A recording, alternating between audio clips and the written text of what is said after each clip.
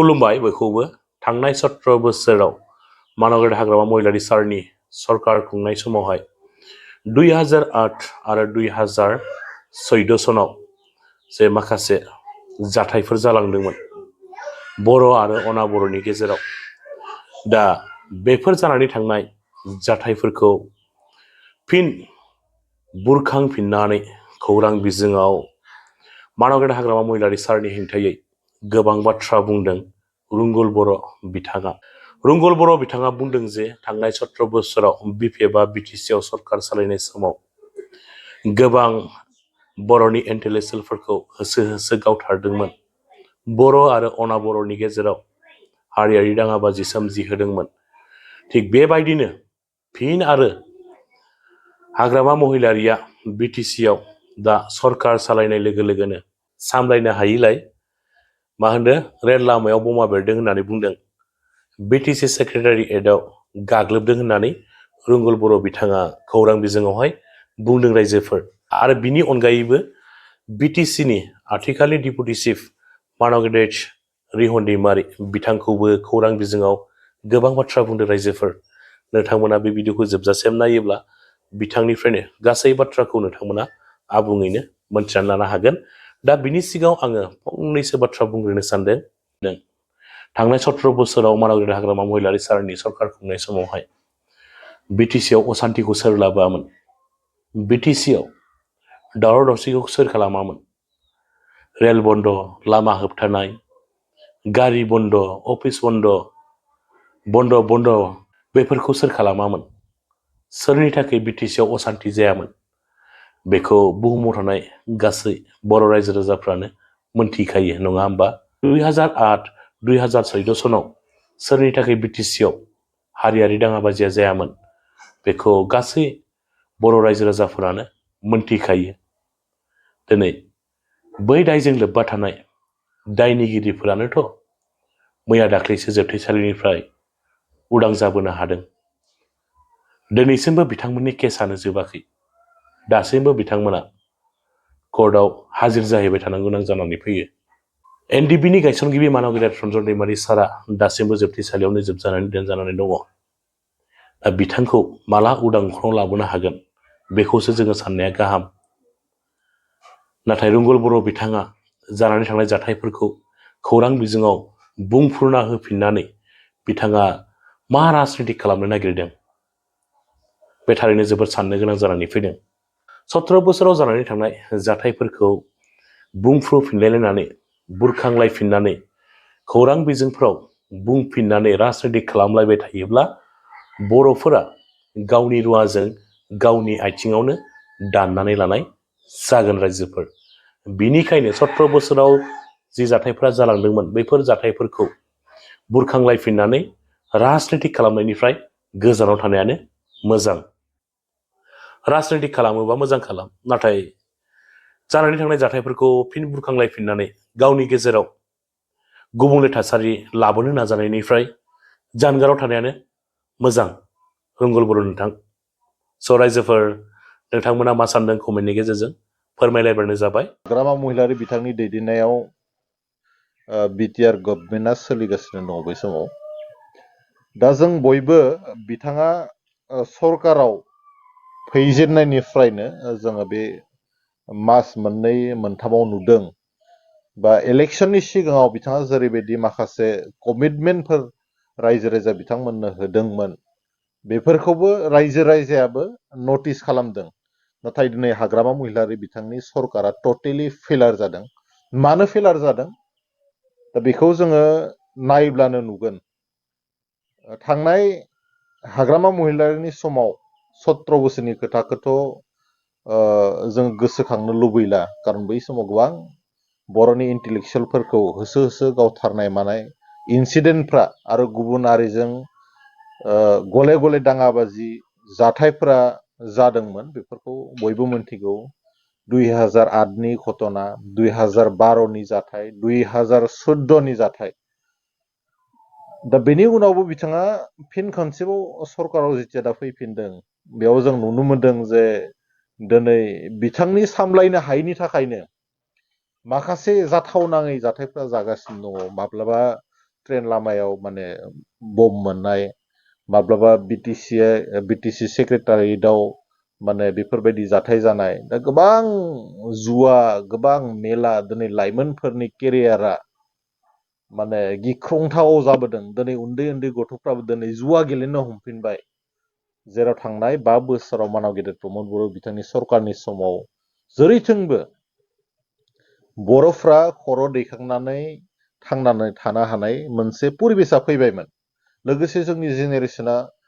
खोब मोजाङै गोग्गो सोलोंथाइ लानाय आरो गावखौ सुबुं सम्पद हिसाबै दाफुंनायनि थाखाय जि प्रिपेरेसन जि रोंखा राखा जानांगौ जि थाग थियारि जानांगौ बियो जालांनो हमबायमोन नाथाय बे 2 माह 3 मासाव जों नुबाय जे मानाव गेदेर हाग्रामा महिलारिया फैनानै जेरैबायदि गुलाय गुजाय थासारिखौ खालामनानै लाबाय लाइमोनफोरनि भबिष्यतखौ लानानै जेरैबायदि गेलेबाय दा बियो जोबोद साननो गोनां रायजो राजा बिथांमोननो जों हगारनानै होदों जों दिनै पलिटिकेल पार्टिनि स्पक्स पार्सन हिसाबै नङा दिनै बर' हिसाबै माखासे गोरबोआव नांनाय जोंनि मेलेमा जिखौ सानदांदों दिनै हाग्रामा महिलारि सरकार बिथाङा फैनायनि उनाव जेरैबायदि बर' रायजो राजाफ्रा दिनै भुगिनो गोनां जादों बेफोरबायदि बाथ्राखौ दिनै साननायनि सम जाबाय दिनै जों बुंनो नागिराखै सोरनोबा भट होनाङा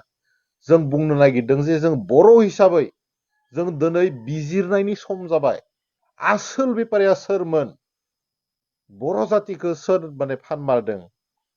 दिनै सोरनि समाव बर' जातिया आलाय सिलाय जाखो बेफोरबायदि बाथ्राखौ दिनै रायजो राजा बिथांमोना नोजोर होनो गोनां दिनै बर' जातिनि भबिष्यतखौ सोर खोमसि खालामखो सोर एनअसि होखो सोर रायजो राजानि खाथियाव थांनानै गुबुनारिफोरनि खाथियाव थांनानै हानि पट्टा नांगौ ना एसटि नांगौ होननानै दिनै बर' जातिखौ दाम दर खालामनानै गोथौ हाखराव खोख्लैखो बेफोरबायदि बाथ्राखौ साननो गोनां दिनै बिपिएफ राजखान्थि हान्जानि मानसिफ्राबो दिनै फिल खालामदों दिनै नोंथांमोना एग्जाम्पल हिसाबै नाय मानाव गेदेर बिटिआरनि दिनैनि डिपुटि सिएम रिहन दैमारि बिथाङा गाव हारसिंनो मोनफ्रोमबो बिबानखौ बिथाङा लाजाबनो नागिरो बियो माने डिस्ट्रिक्ट स्पर्ट्स एसोसिएशननि आफादगिरिनि बिबानानो जाथों बियो माबा मिउनिसिपाल बर्डनि चेयारमेननि बिबानानो जाथों गाव डिपुटि चिफनि जिथु पजिशनानो जाथों बिपिएफआव गुबुन लिडारफोर गैला नामा जे सासे सुबुङानो 1, 2, 3, 4, 5सिम माने बिबान लानाय बियो बिपिएफनि कर्मकर्ता जायफोरा थै गोलोमदै जायफ्रा सान हर खस्थ' खालामनानै बिपिएफखौ पावाराव लाबोफिनबाय बेफोरबायदि मानसिनि बेवहाय भेलुआ बेसेबां बेफोरनो फोरमायो दिनै बिपिएफआव थानाय जायफोर हार्डकर दिनै खामानि मावग्रा बिथांमोना दिनै सिं सिं माने जोबोद दुखु मोनदों दिनै पावाराव फैनाय लोगो लोगोनो बिथांमोननि जि अरिजिनेल केरेक्टार बिथांमोननि जि पावार लुबि केरेक्टार बेखौ रायजो राजा बिथांमोना दिनै नुबाय रिहन दैमारिल' नङा दिनै बर' जातिनि थाखाय साननो गोनां बाथ्राया जाबाय माखासे साब डिभिजनेल जि लेन्ड एडभाइजारि बर्ड कमिटि दंमोन बेवहाय बिथांमोना गुबुनारिफोरखौ स्पेस होजोबलाबायनानै जोंनि जा 6 शिड्युलनि मर्यादा बा जोंनि आखायाव थाखानाय गोहोखौ बिथांमोना जेरैबायदि गुबुननो लासै लासै हगारनानै बर' जातिखौ धंस खालामनो नागिरदों बे खिन्थु साननो गोनां बाथ्रा लाइमोनफोरा दिनै ओरैनो जावरिखाङाखै बिथांमोना नुहुरदों बिथांमोननि भबिष्यतखौ जे हाग्रामा महिलारिया फाननानै थांबाय दिनै मालाबा एसटि फाननो नागिरनाय सोरनोबा गुबुनारिफोरनो हानि पट्टा होनो नागिरनाय गावसोर 2, 3 पजिशन लानाय दिनै लाइमोनफोरखौ खोथा होनानै बिथांमोननि जि माने साननाय हनाय बिथांमोननि जि लुबैनाय हास्थायनाय बिथांमोननि जि मोजां मानसि जानो लुबैनाय बेफोरबायदि बाथ्राफोरखौ बिथांमोना नाख्रेबनानै गावबा गाव पलिटिकेल पावारनि थाखायल'सो जि दिनै खामानि मावगासिनो दङ बेखौ बयबो बुजिदों साननैसो सिगाङाव गोबां मानसिफोरा सानदोंमोन जे बर' जातिखौ सोरबा लानानै खेला खालामदोंमोन नामा सिगां समफोराव सानदोंमोन मानसिफ्रा जे बर' जातिखौ सोरबा बेपार खालामदोंमोन नामा हाग्रामा महिलारिया सोरखौबा बेपारि होननानै गाव जे बर' जातिखौ फानमारबाय दिनै बिनि प्रुफखौ मोनसेनि उनाव मोनसे नुलांगासिनो दं दिनै मोनसेनि उनाव मोनसे फोरमान जागासिनो दङ दिनै आसामनि सोरबा बिबारनि सासेबो मिनिस्टार गैयाब्ला बिथांमोननि मोनबो प्रग्रामानो जाया दिनैनि तारिखआव जोबोद माने लासिं सिंनि बाथ्रा आं सोरखौबा समालोचना खालामनो नागिराखै दिनै बिटिआरनि सिएमआ सोर हाग्रामा महिलारि ना सोरबा बे नलबारिनि बिथाङा दिनै मोनफ्रोमबो मिटिङाव बिथाङा सिगाङाव मानो पजिसन मोनखो बिदिथ' जानो नाङामोन सिक्स सिडुलआ एक्सट्रा मोनसे मर्यादा दङ एक्सट्रा पावार दङ बेयाव लेजिस्लेचार दङ बिनि उनावबो सोरनिबा आथिं सोलानाया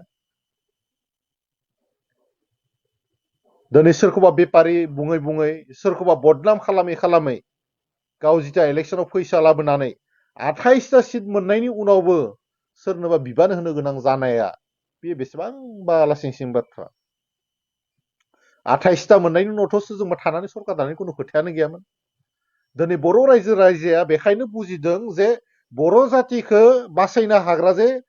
दैदेनगिरि हाग्रामा महिलारि बिथाङा नङा बिथाङा गावनो बुङो गाव सासे सार्थलबि पलिटिशियान बिथाङा पावारनि थाखाय जायजोंबाबो थानो हायो कुनु नीति आदर्श गैयै सासे दैदेनगिरिया जाबाय हाग्रामा महिलारि बे मानसिया जि बर' जातिखौ बासायनो हाबावगोन बेखौ लानानै बिराद गिदिर मोनसे जोबोद गिदिर मोनसे कुइसन मार्क जानानै थाबाय मानो होननानै बुङोब्ला बिथाङा मोनसे समाव सोमावसारदोंमोन बे सोमावसारनाय क्रेडिटखौ बिथाङा मोनगोन बिथाङा बै समाव बिएलटिआव दंमोन नाथाय बिथाङा हारसिं सोमावसारनानै जे बिटिसिखौ लाबोदों बेखौ रायजो राजाफ्रा भुल बुजिनो नाङा बेयावहाय साफ्रोमबो बर' रायजो राजानि बिएलटिनि लिडार केडारफोरनि दुलाराय बर' फरायसा आफादनि मोनफ्रोमबो जातीय संगठननि अबदान थानायनि थाखायसो बै समाव बिटिसि एकर्ड जादोंमोन सोरबा जुदि हाग्रामा महिलारि हारसिंनो बिथांनो जुदि क्रेडिट होनो नागिरोबा बे ब्लान्डार मिस्टेक जागोन बै समाव मोजां खामानि मावदोंमोन होननानै सानफ्रोमबो जुदि जोङो बिथांखौ आथिं हमनानै खुलुमबाय थायोब्ला खिन्थु बर' जातिया सेस बर' जातिया दिनै धंसनि लामायाव थांगासिनो दङ बेखौ साफ्रोमबो बर' रायजो राजाया बुजि मोनदों दिनै गोदान बोसोरनि गोजोन हामग्लायनाय बावहरदोंब्लाबो दिनै जोंनि जि गोहो जोंनि जि पावार बे जे लासै लासै गोमालांगासिनो दङ बे दुखुआबो जोंनियाव दङ नाथाय फैबाय थानाय समाव जाहाथे जोंहा हारि हिसाबै थांना थानो हानाय जाथों आरो मोजां मानसिफोरखौ जाहाथे सायख'नानै हारिनि थाखाय स्टेन्ड होनो हानाय हारिनि खैफोदनि समाव जाहाथे गसंनो हानाय बेबायदि दैदेनगिरिफोरखौ जों सायख'यो बिनि थाखाय दानिफ्राय सांग्रां जानांगोन आरो लाइमोनफोरा जेरैबायदि दा सांग्रांथिखौ देखायदों बे भबिष्यतनि थाखाय बे हारि दानायनि थाखाय मोनसे मिजिंखौ जों नुनो हायो जों लाइमोनफोरखौ खावलायदों जाहाथे बिथांमोना कुनु मते बिथांमोना जाहाथे हारिनि बेलायाव कमप्रमाइज खालामा बेखौ जों खावलायदों बिथांमोनखौ जों भायलेन्स खालामनो होआखै नाथाय बिथांमोना जातीयताबादनि बेलायाव बड' नेशनेलिज्म स्पिरिटनि बेलायाव जाहाथे बिथांमोना माब्लाबाबो कमप्रमाइज खालामा मानोना हारिया थांना थाब्लासो जों थांनानै थागोन दा बे खोनाखौनो जों खावलायदों जाहाथे हाग्रामा महिलारि बायदि बेपारिया जोंनि हारिखौ जोंनि भबिष्यतखौ जोंनि भबिष्यत जेनेरेसनखौ जाहाथे धंस खालामना गालांनो हाया बिनि थाखाय बयबो दिनैनि तारिखाव सांग्रां जानायनि सम जाबाय